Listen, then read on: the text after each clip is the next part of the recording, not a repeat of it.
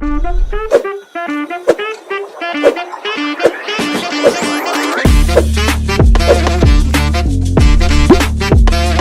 amigos, bienvenidos a un capítulo más de Obra Maestra. En esta ocasión con un invitado muy pero muy especial, el ingeniero Paul Carrasco, ex prefecto de la provincia, 14 años prefecto de la provincia realmente, un referente de opinión política, de opinión de administración pública. Realmente para mí, Paul, es un honor poder tener en este capítulo de Obra Maestra. Primero, mi gratitud por haber aceptado esta invitación, este diálogo, y segundo, pues darle la bienvenida a este espacio que hemos creado, esta locura que hemos creado con el afán de llegar un poquito a la ciudadanía y al sector en donde yo me desenvuelvo siempre, que es el sector de la construcción, del empresario constructor, que de una u otra manera siempre está interesado en los temas de coyuntura de la actualidad. Paul, bienvenido. José, muchísimas gracias, un gusto saludarte y gracias por invitarme. Sí, más bien al contrario, para mí es el honor. Muchas gracias estar en este programa Obra Maestra. Estoy siempre a las órdenes y un saludo a la gente que nos ve y nos escucha, ¿no? Muchas gracias. Gracias, Paul.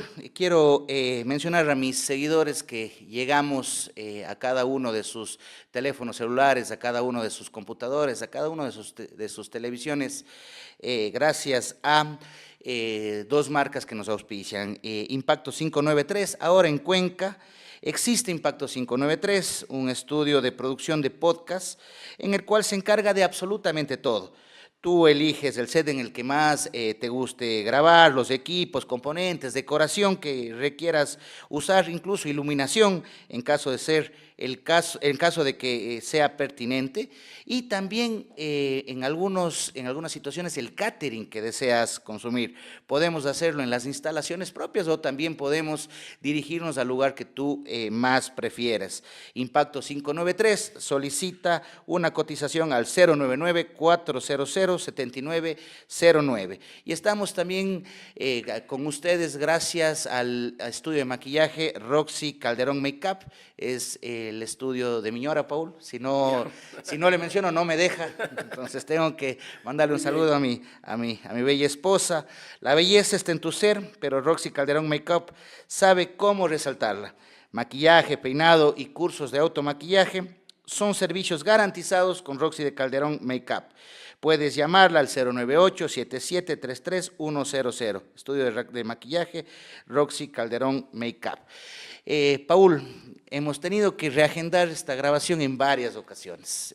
Ha sido realmente complicado y yo le veo desde una perspectiva realmente jodida, perdóneme la expresión.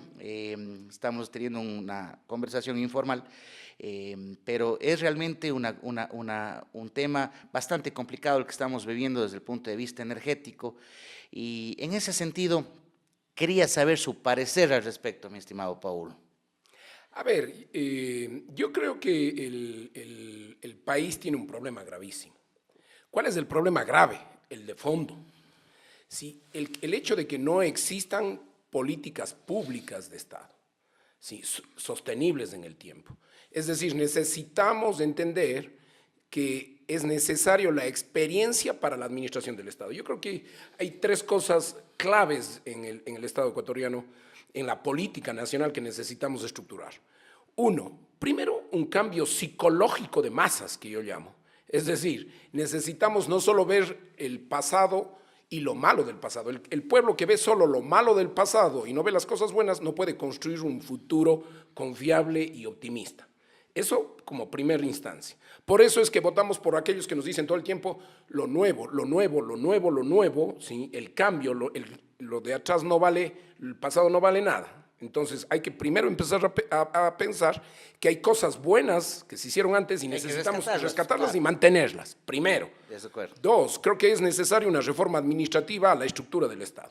O sea, si tú te dicen, maneje una Datsun 1200 y quiero que me mejore y llegue más rápido, la Datsun 1200 en su época era el carro más rápido. Claro. Pero este rato ya no, pues. Entonces, si la estructura, si la máquina no funciona y no cambias de máquina, no vamos a poder hacer nada. Y tercero, una nueva visión del desarrollo económico. En esa perspectiva, no hay entonces no hubo una política pública de Estado que se continúe en el tema energético. A ver, existió un plan. ¿Sí? Y existe un plan energético que, más allá de que les guste a unos o a otros no, hubo un plan energético que se hizo en un gobierno y que en esa perspectiva tenía que continuarse. Pero como no tenemos administradores de Estado, o sea, se concentran en lo político, pero y a veces lo hacen bien, ¿sí? Se concentran en Quito, en la asamblea, pero no se concentran en cuáles son las políticas públicas, los programas, los proyectos, los indicadores de impacto, de cumplimiento, ¿sí? Cuáles son los supuestos para administrar en el área energética, en el área económica, en el área de salud, en el área de educación, etcétera, ¿no? Esa perspectiva hizo que efectivamente se quede truncado el proceso energético y por lo tanto nadie pudo resolver, nadie continuó esa política y no se pudo resolver. Entonces, esa es como la primera instancia del desastre eléctrico, ¿no es cierto? Luego, creo que es necesario también empezar a cambiar la dinámica y empezar a utilizar eso es una reforma de la ley, pero las distribuidoras deberían ser parte también del proceso con sus subestaciones en cuanto a generación. Claro, ¿sí? claro. Y yo creo que finalmente en el tema, ya de la energía como sí mismo, es necesario que tengamos varias alternativas y no se trata de la energía sustentable. Por ejemplo, todo el mundo habla de que el problema es que deberíamos ir a la energía fotovoltaica, a la energía eólica. Claro. No, necesitamos tener básicamente funcionando al 100% las térmicas todo el tiempo, ¿sí? Por lo menos el 40% que significa en la generación debería estar funcionando perfectamente y de hecho eso pasa por un modelo administrativo también. ¿Cuál es el modelo administrativo? Descentralizar, ¿sí? Es decir, todo el mundo se queja de que la SELEC se llevaron a Quito. Pero yo les puedo decir, y José sabemos, que la SELEC ya no funcionaba desde hace... Ya estaba en Quito. Así el desastre es ese. Así es. Porque hay gobiernos, y en general, que no entendemos que mientras más cercana sea la administración, más fácil es prevenir los desastres y los problemas, digamos así. Y en el tema energético aún más. Entonces, hay un problema de centralismo y un modelo administrativo, político del Estado que no permite justamente el cumplimiento de políticas públicas y de planes a corto, mediano y largo plazo, ¿no? ¿Cómo le ve, Paul, pero la intervención o la mano del privado en el tema de generación? Pero indudablemente yo creería que hay que hacer bueno, se planteó, sí, claro, así ya él planteó el presidente, pero es indudable que el privado tiene que participar. Y no, a ver, pero aquí hay un tema, ¿no? Se dice que no existía la participación privada y que no se permitía. Pues yo puedo decir lo contrario, ¿sí? Por ejemplo, si ustedes ven, hay varias empresas, yo conozco una privada, Hidroalto, por ejemplo, ¿sí? En la provincia de Orellana y Sucumbíos, me parece. Oriente Norte. Exacto, privada. Y esa empresa tiene varios procesos que estaban trabados. O sea, sí había la posibilidad del privado. Obviamente había que hacer algunas reformas para darle más, pero es clarísimo y creo que ya necesitamos entender que el Estado se maneja para conseguir gobernabilidad desde 3 líneas. Lo político, así es. Sí, lo académico y lo privado. ¿Por qué, Paul, usted que es un político innato de la provincia y del país, me atrevo a decir, Paul, ¿por qué es mala palabra para un político hablar de la intervención de un privado? Lo hemos hablado desde el punto de vista energético, también desde el punto de vista vial. ¿Por qué, Paul? ¿Por qué es tan difícil esto? Porque hemos construido una cultura y una psiquis en la población en el hecho de que el Estado tiene toda la responsabilidad, ¿sí? Y que el Estado es quien tiene que asumir los servicios. A ver, podemos decir que sí, que el Estado tiene que garantizar los derechos y el acceso equitativo a los servicios, desde luego, ¿sí? Y a una vida digna.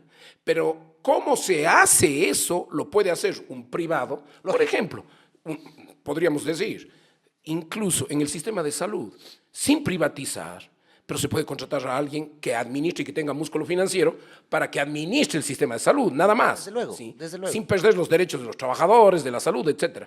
Entonces, tenemos un constructo de pensamiento, si se puede llamar así, no le digamos constructo porque es una palabra, sí, tenemos una lógica de pensamiento de que el privado se roba, ¿sí? Y que el privado se lleva para ellos.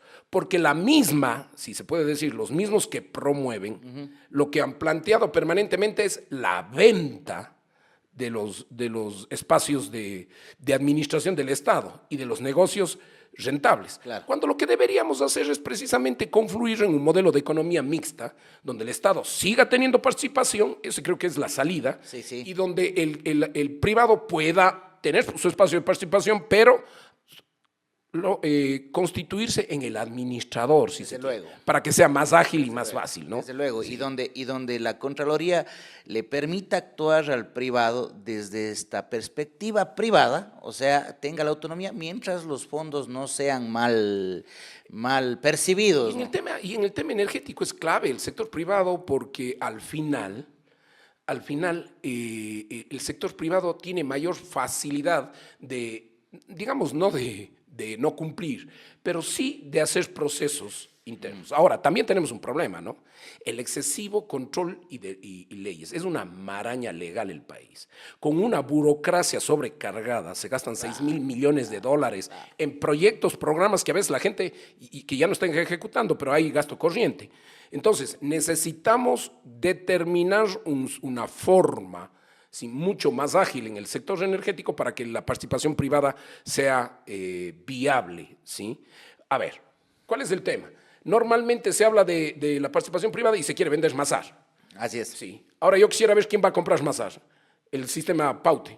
Claro. Nadie va a comprar porque van a decir, no, pues no está, es un peligro. Así es. Sí. Lo que necesitamos es que sea parte de la administración, que tenga un porcentaje y a cambio de eso darle la concesión para la construcción en otros, Desde luego, en claro, otros espacios. claro, que se vaya abriendo. Claro. Mire, la política no es ganar elecciones y eso a la gente hay que tenerle claro. Eso. La política es una ciencia que organiza, ordena y administra la sociedad. Así es. Y la sociedad está conformada por personas, José. Así es. ¿Sí? Y por lo tanto, esas personas se mueven en una realidad que cambia todos los días. Así es. Por lo tanto, ¿sí? Esa realidad no es la misma de hace 20, 30 años que la de hoy.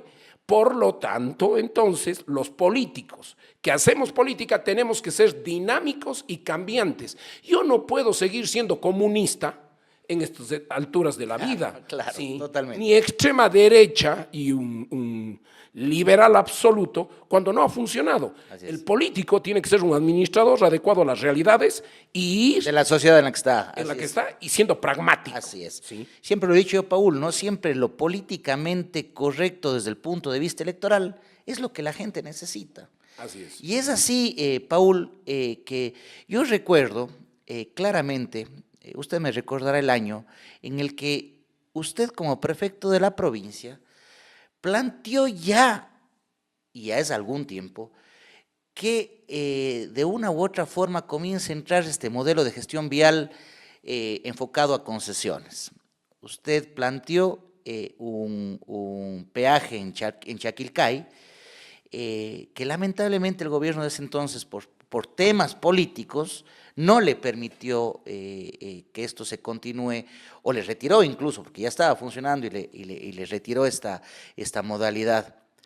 A su vez, cuando tuve la oportunidad de pasar por el servicio público yo, desde el Ministerio de Transporte y Obras Públicas, planteé también, porque yo estaba al frente del estudio del acceso sur de la ciudad de Cuenca, planteé también que este acceso sur no sea construido de la forma tradicional, que era buscar que el Ministerio de Finanzas me inyecte o nos inyecte a los cuencanos 200 millones de dólares para poder construir todo este anillo vial, sino todo lo contrario, también acudir a un modelo público-privado con una concesión y concesionar incluso, lo mío fue un poco más atrevido, toda la autopista con puntos de cobro en el acceso sur y otro punto de cobro un poco más adelante de Chauyabamba, para que todo el anillo vial desde Cumbe hasta Biblián quede cubierto en cuanto a mantenimiento. Lamentablemente también decisiones políticas bajaron una adjudicación.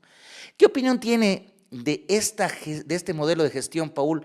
Yo personalmente le he dado mi punto de vista, yo soy un convencido que en el Azuay, en el sur del país, tiene que comenzar a funcionar un modelo de concesión en las vías que sean concesionables. Desde luego, usted sabe como técnico que no todas pueden ser concesionables, pero las vías que sean concesionables tienen que tener este modelo de gestión y de alguna manera auspiciar a las vías que no son concesionables. Por ejemplo, usted conoce muy bien, la Gualaceo Limón es una vía que no puede ser concesionable, pero necesita recursos.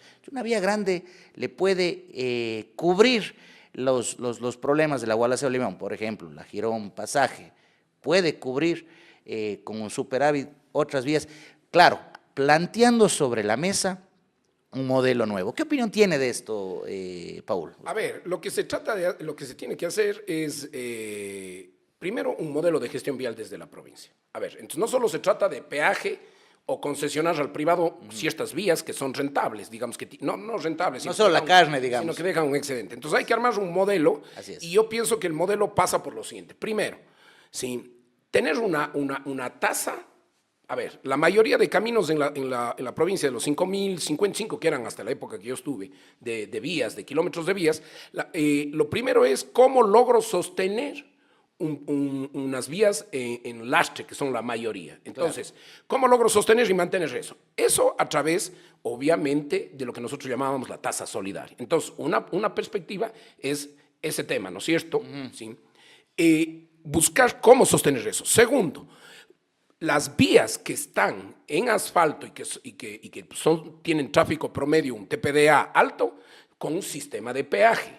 Tercero, si la gente quiere el asfalto y quiere mejorar su vía, entonces nosotros creamos en ese momento, y era parte del modelo, ¿sí?, la contribución especial de mejoras focalizada para las vías. Entonces, el que no tenía no pagaba, el que más tenía pagaba un poquito más. Sí, pagaba un poquito más, y el que medio tenía pagaba más o menos. Yeah.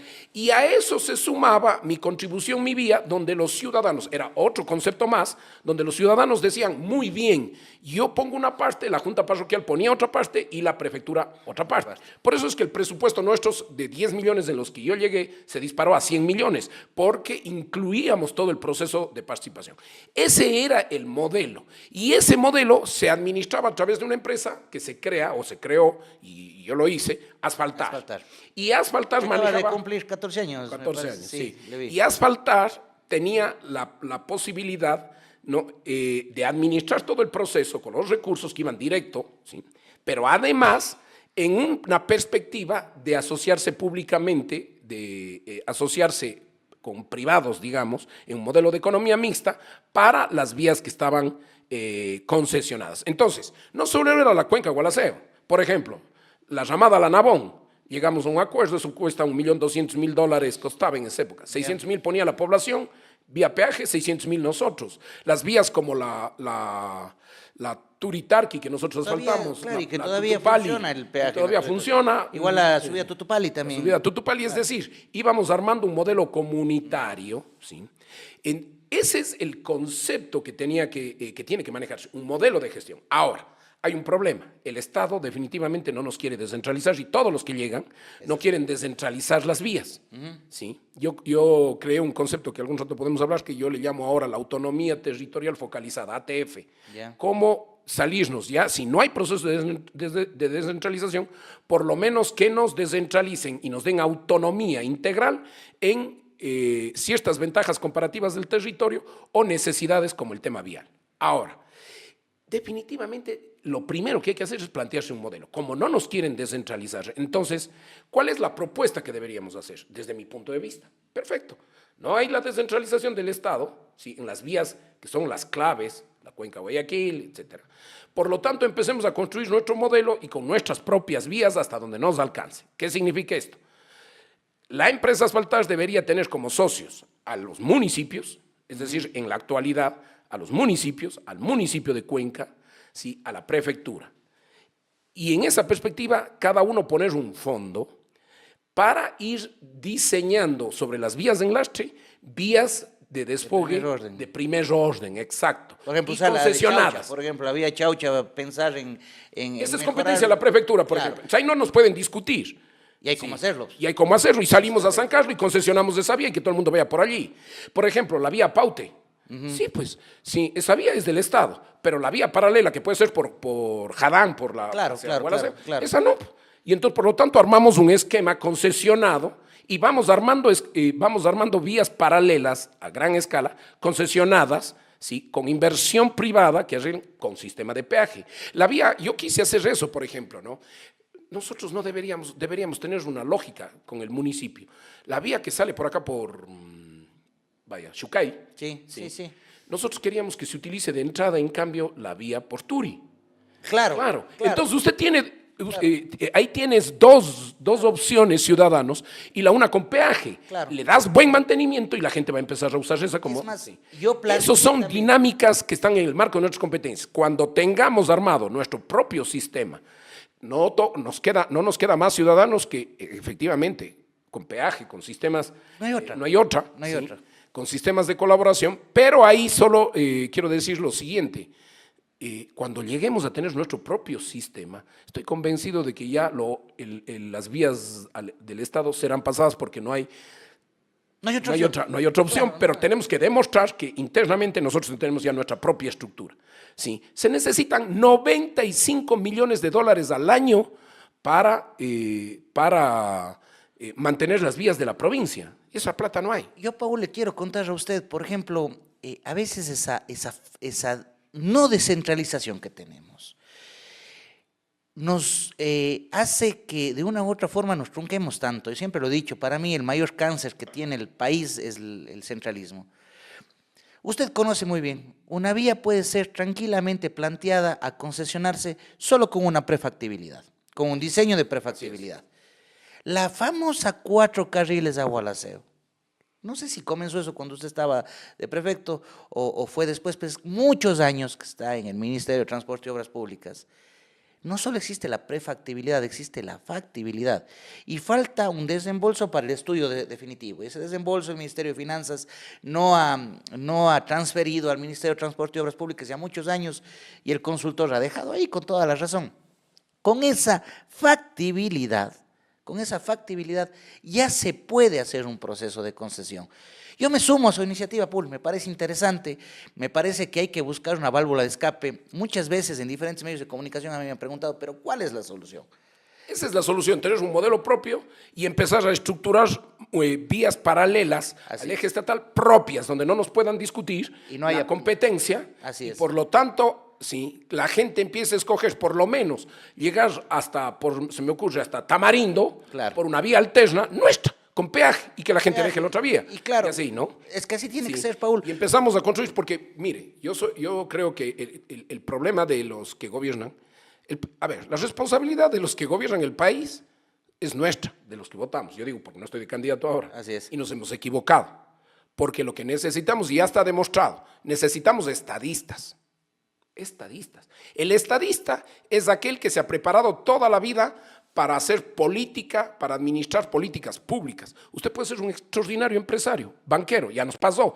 Pésima administración. Usted puede ser un extraordinario académico, profesor de la universidad, pero llega, y otra cosa es, nosotros que hemos vivido, administrar ahí, ¿no? Claro, gestión pública es totalmente ¿no? distinto. Entonces, necesitamos los azuayos y los cuencanos entender que definitivamente el centralismo se lleva todo y por lo tanto es necesario empezar a mostrar independencia. Una cuenca independiente. Sí, no estoy diciendo que nos vamos a separar ni nada. No. Una cuenca independiente con iniciativas nuestras, sí, que sean absolutamente diferenciadoras del Estado central y que no dependamos de ellos. Me sumo a su iniciativa, Paul, y lo digo de manera pública. Me parece muy interesante porque algo hay que hacer. Algo hay que porque hacer. Estamos fregados, no tenemos conectividad, dependemos de un Estado central que definitivamente le toma atención a las partes donde electoralmente más les representa. Son decisiones políticas, Guayaquil, Quito, el norte del país. Siempre se dice, Paul, que parecen dos países, ¿no? Hace poco me fui con mi esposa a Quito. no conseguí conectividad aérea, que es otro problema, para otro capítulo de analizarlo, y tuve que coger mi vehículo e irme a Quito de manera repentina. Y efectivamente, uno cruza el límite de Cañarra al Chimborazo. Y cambia. Y en Joyaxí, exactamente Sí, así sí. se llama la población, y de ahí para adelante parece otro país. Ay, pasando la parte fregada que todavía está en Alausí, por el desastre que hubo hace algún tiempo, pero efectivamente parece otro país. Y no se diga de Riobamba hacia el norte, y sí son autopistas de primer orden, pero se pagan peajes. Sí. Son 3 peajes lo que se paga. Bajamos a la costa, usted conoce muy bien, pasamos la parroquia Jesús María, llegamos al cruce, damos a la derecha para irnos a Guayaquil o a Milagro, Ya pagamos peaje a 2 minutos. a 2 minutos, que es un peaje muy mal colocado, pero lo pagamos y lo pagamos con gusto. Y ojo, que para ir a Quito no son 3 peajes, son 4, porque ahora las personas propietarias del terreno por donde se cruza en el desvío a Lausi, hay que pagarles $1 de ida y $1 de regreso. Y lo hacemos sin chistar. Pero ahí hay un tema de cultura también. Necesitamos trabajar en el tema vial la cultura de la autosustentabilidad vial. Totalmente. Porque, por ejemplo, ¿qué es lo que me pasó a mí con el sistema de peaje de Gualaceo? La gente de Gualaceo dejó que pase, que nos quiten, y reclamaba que por qué el peaje. Por Dios, y hoy tenemos una vía que no tiene... La última capa de asfalto lo hice yo. Así es. ¿Sí? En el 2016 me parece, y no se ha hecho mantenimiento, la vía, teníamos seguro a privados, a terceros por accidentes, ¿sí? Estaba armada una estructura que la misma población dejó que pase, nadie reclamó, nadie defendió, entonces también es responsabilidad de los ciudadanos, ¿sí? El sostener las cosas buenas. Así es. Así es. Y la historia creo que José, tanto a ti sí, como a mí, nos ha dado la razón. Así es. Por ejemplo, la entrada a Cuenca, definitivamente tenemos que hacerla nosotros. No va a pasar, yo no sé qué tienen los centralistas e incluso sí, gente que va de Cuenca allá a Quito, terminan haciendo lo que les dicen allá y no lo... Sí, no, sí, a veces cuencanos, es cierto. Por Dios, sí, uno sí, dice ministros cuencanos sí, y no sí. pueden, ya no entiendo. Sí, es No cierto. sé, no sé cuál será el Así es. ¿qué será lo que pasa allá? Se marean, se atontan o mucha presión, no sé, ¿no? Sí. Es efectivamente así, Paul. Pero bueno, me sumo a su iniciativa, me parece interesante. Yo quiero muy rápidamente, Paul, preguntarle a usted, usted pasó por la gobernación de la SUAY. Fue un paso de muy corto tiempo, pero tuvo la oportunidad de representar al Ejecutivo en la provincia. ¿Qué nos puede contar de esta anécdota desde un puesto donde también tuve la oportunidad de representar al Ejecutivo en su tiempo? ¿Qué nos puede contar de este paso en la gobernación de la SUAY, Paul? A ver, primero a mí me agarró la gobernación cuando me plantearon, yo creo que una buena edad, maduro, ¿sí? Entonces definí y decidí hacer absolutamente todo lo correcto, ¿sí? Porque cuando uno es más joven, yo llegué a la prefectura a los 33 años, Guambrito. ¿sí? Guambrito, Claro. muchacho, entonces de hecho ahí uno comete errores, el manejo del ego es lo más complejo, ¿sí? Claro. Y definitivamente eso es lo primero que hay que eliminar, ¿no? Entonces yo creo que la gobernación en mi caso se transformó en un espacio para construir el tema de la seguridad. Y eso implicó primero determinar que había la data, ¿sí? Que había información sobre los temas de inseguridad y delincuencia, ¿sí? Estaba disperso, había 3 sistemas. ¿Cómo no? ¿Sí? ¿Cómo no? Y entonces lo que primero hicimos es integrar los sistemas, o sea, unificar la data para tener clarísimamente establecido los lugares, los sitios de mayor delincuencia, si los corredores y distritos que tenía la policía eran correctos, ¿no es cierto? Y cómo íbamos a construir un proceso. En esa línea, la gobernación sí te permite actuar, pero eso significaba también irse contra ciertas mafias, que no son las mafias de los delincuentes. No. Porque con los delincuentes también hubo control. Nosotros bajamos 70% sí, en mes y medio. ¿Qué pasó? Porque además hicimos todo un proceso, había la ventaja de que el ejército ya salía a la calle, etcétera, Bueno, ¿no? claro, ya. Estaba declarado la emergencia. Sí, claro. Ya. El tema es que las mafias están insertas, sí, en la política y en la administración. Y entonces cuando uno quiere cambiar jefes, tenientes políticos, quiere estructurar, no tiene poder, porque el poder pasa desde arriba. ¿Sí? Y creo que la gobernación también no tiene plata. No tiene ni medio. No tiene ni medio. Ni medio, no. Y hay otro problema, es que es una barbaridad. O sea, feo puesto, ¿no? No sé si te hemos pasado. Feo. Es un puesto horrible. Si me dijeran a mí, sí, si me dijeran a mí, vuelve a ser gobernador, ni soquete, ni en guerra, no. ¿Por qué? Es verdad, es verdad. La verdad, sí, porque además, imagínense ustedes que había cualquier cosa, teníamos que sacar un boletín y tenía que pedir permiso a la Secretaría de Comunicación en Quito. A la SECOM. A la SECOM, tan locos, el país no funciona así. Entonces, había algún tema de emergencia, usted tenía que mandar a pedir permiso para subir un Twitter sobre lo que se iba a hacer. En definitiva, un gobierno desastroso, y yo puedo decir, sí, no sé los otros, porque no he sido parte, pero No. un problema de un gobierno absolutamente despistado, debo decirlo, yo estuve ahí un mes y medio, y luego, indudablemente, me sacaron porque no iba de acuerdo con las dinámicas eso políticas. le iba a preguntar, ¿qué le pasó al presidente ese entonces?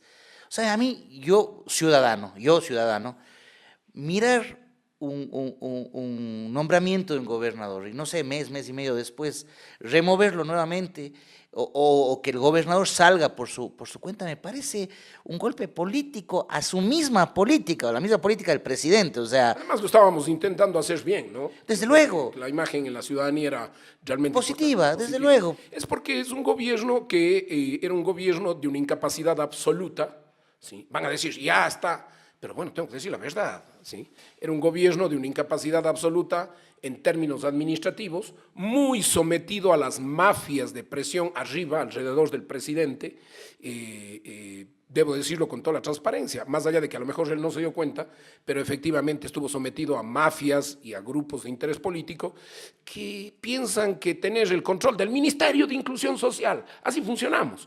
Deme a mí esa parte.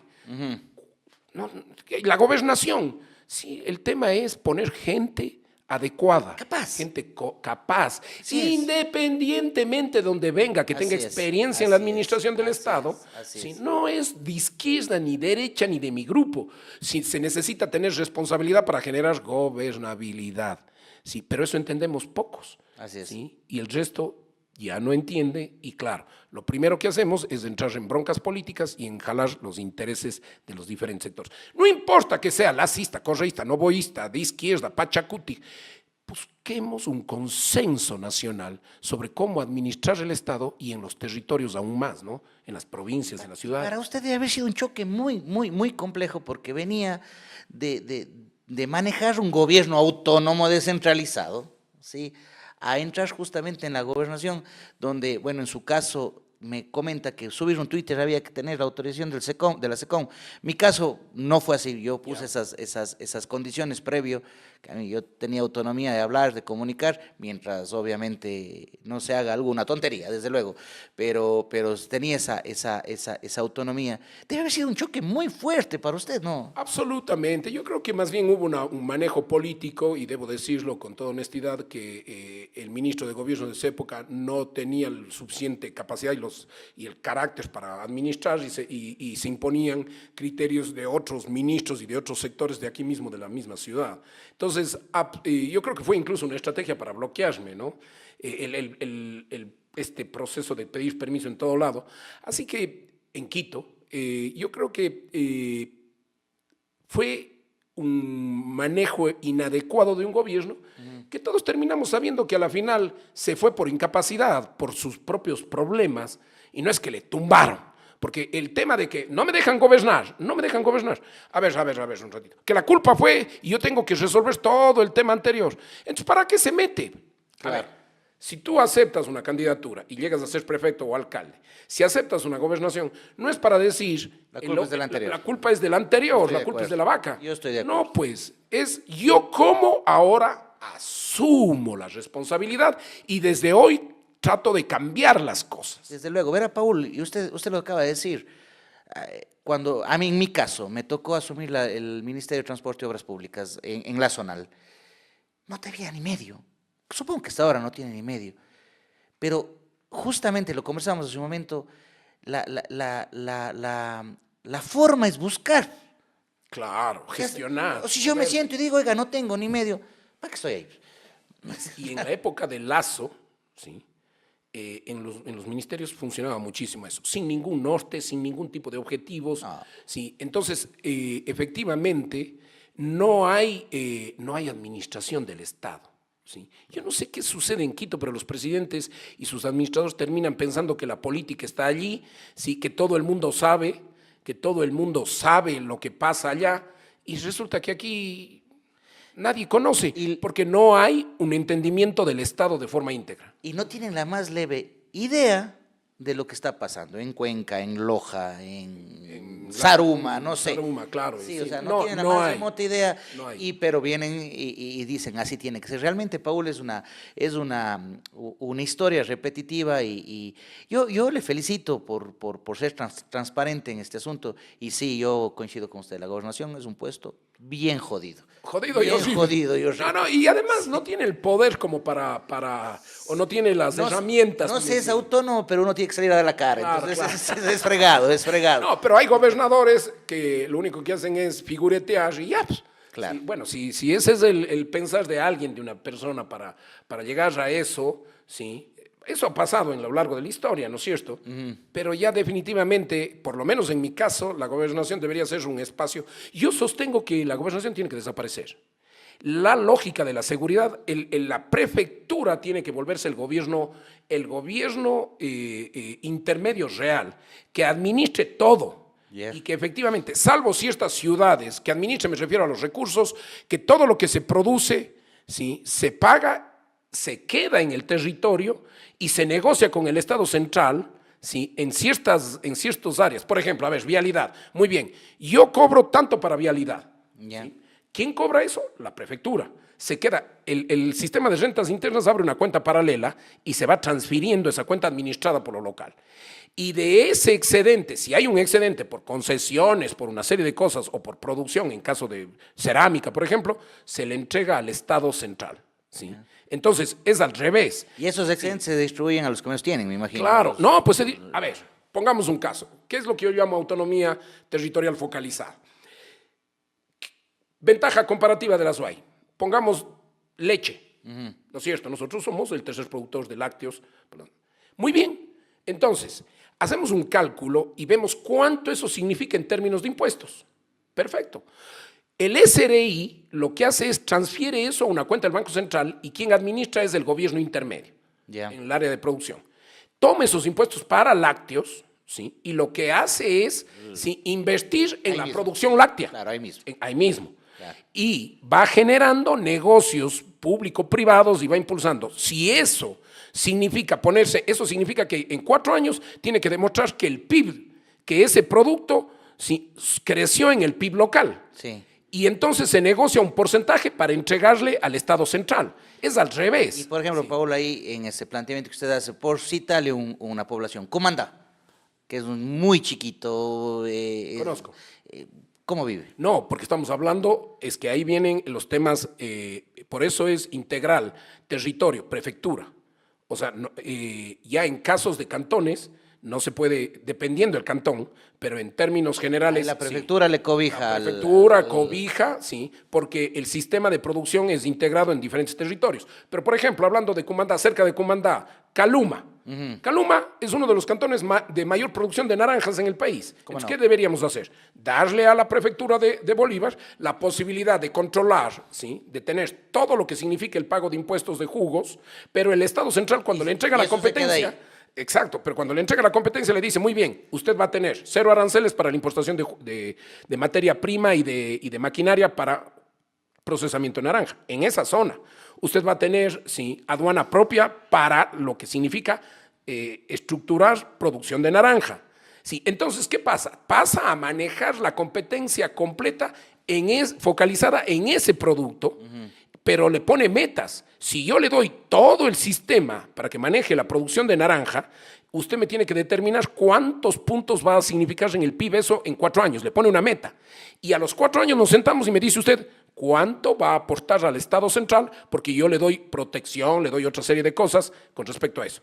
Y si usted entonces quiere ponerse en Guayaquil o en Cuenca una juguera, un procesamiento, le cuesta más porque no. Claro, usted se puede poner, pero si va a Caluma y va a la provincia de Bolívar, va a tener ¿sí? Incluso crédito más barato, una serie de ventajas comparativas. Eso tiene que ir en el marco de un plan de ordenamiento productivo del país, un plan que permite estas autonomías territoriales focalizadas que yo llamo. Chévere. Paul, para ir terminando, porque poco a poco se nos ha ido acabando el tiempo, yo quiero tocarle un tema, ya saliendo de estos análisis políticos, económicos, que nos han nutrido sin duda a todas las personas que nos siguen. Usted, después de salir de estos temas públicos, decide crear no sé si es un emprendimiento, eso es lo que quiero que me cuente, o algo propio que se llama La Fonda de Carrasco, donde usted hace notas, yo las consumo, me parecen muy chéveres, donde usted entra al restaurante, prueba lo que han cocinado, les recomienda, creo que es una forma muy positiva de dinamizar la economía de estos micro, medianos y también grandes empresarios o emprendedores que hay en la provincia, y no solo en la provincia, lo he visto fuera. Cuéntenos un poco, ¿qué es esto? ¿Qué es la Fonda de Carrasco? A ver, y luego de varios problemas políticos y decepciones que uno tiene, porque esa es la vida política, yo me dediqué a leer, y uno de los que más leí, ¿sí? Bueno, hay varios, pero a los que más leí fue a Jaime Durán Barba y a Nieto, ¿sí? Y empecé a entender cuál es la nueva dinámica, en dónde está, ¿sí? En dónde está el pensamiento de la gente. Y el pensamiento de la gente está aquí. Entonces, si un político viene y da discursos a las antiguas, parecido, con todo el respeto, a estadistas anteriores, los jóvenes, ¿sí? Dicen, a ver, veamos, a ver, ya no le creo. No el paro balón. Coge, googlea y dice, no, no es cierto. Entonces, la velocidad de la relación de la población ya no iba con la política anterior, con la forma de hacer política anterior, de la tarima, de la televisión, etc. Entonces, busqué la manera de cómo entrar políticamente con la gente. Y efectivamente nosotros, puedo decirlo, y soy muy agradecido con Cuenca porque de todas maneras resurgimos. Y empecé a hacer videos. En ese proceso me di cuenta que los videos, que los procesos de redes, Instagram, Facebook, TikTok, todos, ¿sí? Todas las plataformas, lo que hacen es mostrarle realidad y acercar a la gente. Unos muestran una realidad falsa, pero uno puede acercar a la gente masivamente y apoyar a la gente en estos temas. Entonces creamos La Fonda. La Fonda, porque yo tengo un espacio que le llamo La Fonda, ¿sí? Pero no es un restaurante, ¿no? Y entonces creamos La Fonda y La Fonda se volvió un canal digital. Y este rato es una agencia de publicidad, es un emprendimiento mío, es un canal digital. Tenemos 11 TikTokers, tenemos varios segmentos, no solo es... Ahí lo de la comida se volvió un espacio que nosotros mismos lo lideramos al inicio, pero la gente me empezó a llamar porque básicamente nosotros tenemos un seguimiento. Los negocios con nosotros suben hasta en 400 a 600% las ventas, ¿sí? Se volvió un proceso de un emprendimiento apoyando a otros emprendimientos. Y hoy, efectivamente, La Fonda tiene 11 TikTokers, no, o sea, que utilizan sus cuentas también, trabajan con nosotros asociadamente, ¿sí? Normalmente nosotros no cobramos los videos a la gente de escasos recursos o viendo un negocio que está complicado pero que puede ser bueno, y también pedimos auspicios y marcas. Más bien, voy a aprovechar el espacio. Sí. La Fonda de Carrasco vende súper bien, publicitamos muy bien. Tenemos un mercado que es el Azuay y básicamente el sur del país, porque antes empezamos a recorrer otros lugares, ahora nos concentramos solo en aquí. Cuenca, Cañar, sí, y Morona, ¿no? Ese es nuestro espacio y creo que en el tema de Facebook incidimos bastante, y en el de TikTok también hemos tenido ya un proceso muy interesante. O sea, poco a poco esta idea se fue convirtiendo en un emprendimiento ya. Así es, La Fonda de Carrasco. Una empresa ya. Es una empresita, sí, que está en la parte de salir, ¿no? De salir económicamente, ¿sí? Me alegro. Yo consumo, o sea, lo miro y me gusta lo que hace Paul, lo digo públicamente, me gusta lo que hace porque siendo un emprendimiento veo cómo se apoya a otros emprendimientos. Claro, ahora hay que entender una dinámica. Hay dos líneas y tú que haces redes, hay dos líneas que hay que cumplir. El uno es primero que el algoritmo te lea. Claro. ¿Sí? Y para eso hay que entender qué es lo que está haciendo uno y a veces hay que hacer cosas para que el algoritmo te lea. Y eso tiene que ir con que le guste a la gente. Así es. Y a veces hay que hacer una que otra cosa loca para entrar en redes. Por eso es que hay alguna gente de nuestra edad, digamos, de nuestras generaciones, mayores, mi papá, mi mamá, dicen, el Paul está loco, el Carrasco está loco. Si algo anda pegándose, está tostado. ¿Qué se estará Sí, fumando? Claro, claro. Porque no entienden las nuevas dinámicas y porque no entienden que para incluso moverse en las redes, en estas nuevas plataformas, y encontrar engagement, que se llama, ¿sí? Porque hay que hacerlo técnicamente también, ¿sí? Para encontrar engagement hay que hacer que el algoritmo se mueva y que la gente le guste alguna cosa que llame la atención. Y ahí circula, ¿no? Qué buena ahí cosa. Circula, ¿no? Por ejemplo, me metí en un ataúd que fue idea de mis hijos, ¿sí? Mis hijos, sí, porque me decían que ya era cadáver político, mis hijos me dieron la idea y hicimos y se volvió viral, ¿no? Claro, pero además con un mensaje en la pandemia. Lógico. La gente no quería vacunarse, estábamos con el tema de que no había que vacunarse porque era algo malo, etcétera, Así que nos es. querían, no, había que vacunarse, con un mensaje. ¿Qué pasó? Eso se hizo viral, nos hizo crecer en la fonda, la gente empezó aumentó las views, el alcance. Entonces, esas cosas a veces hay que hacerlo de manera distinta para que efectivamente las redes, para que uno pueda pegar en las redes. Pero eso no quiere decir que uno vive así. No, lógico, Exactamente, lógico, ¿no? lógico. Chévere, Paul. Quiero culminar haciendo un jueguito que he hecho con todos mis invitados. Yo le doy gusto. un nombre de una persona, de un político, el nombre de una institución, y usted en la menor cantidad de palabras que pueda, me dice qué piensa. ¿Sí? Veamos a ver. Veamos qué pasa. Veamos qué pasa. Expresidente Guillermo Lasso. Muy mal presidente. Presidente actual, Daniel Noboa. Comunicador extraordinario. Comunicador extraordinario. Mal administrador. Muy bien. Sí, sí. Sí. Quiero explico. Sí, sería bueno desarrollar. Sí. Es el presidente que mejor comunica. Es un presidente que no comunica lo que la gente no quiere ver, sino está comunicando otras cosas. ¿Sí? Él comunica, no quiere decir que esté de acuerdo, pero comunica lo que la gente en TikTok consume. ¿Sí? Y entonces ha vendido en términos comunicacionales en TikTok, en Facebook, en las redes sociales, lo que la gente quiere. ¿Qué quiere? El aspiracional. La gente no quiere oír, ¿sí?, el desastre del país. La gente siempre se identifica con algo, los jóvenes sobre todo, con algo aspiracional. Y él vende eso, su señora, etcétera. Comunica extraordinariamente. Como administrador creo que tiene errores, no hay formación y hay improvisación y ahí creo que tenemos un problema. Correcto. Ahí le voy a poner fregada esta. Expresidente Correa. El expresidente Correa, voy a decirlo con han pasado los años, la política es dinámica, creo que tuvo un modelo de administración el mejor hasta ahora, muy enmarcado en términos territoriales, ¿sí?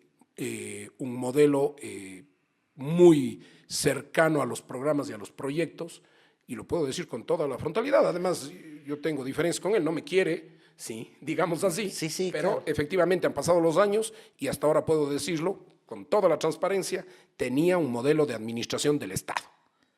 Muy bien. Y cercano a él, con control. Con esta terminamos, Paul. La prefectura como institución. La prefectura como institución, primero es una maravilla porque es una institución que tiene la visión rural y urbana, ¿no? Hay gente que dice que las prefecturas tienen que desaparecer, están absolutamente equivocados. La prefectura tiene que volverse un gobierno en un modelo semifederado, si se quiere, o de autonomía focalizada, tiene que volverse un gobierno efectivamente que administre todo el territorio.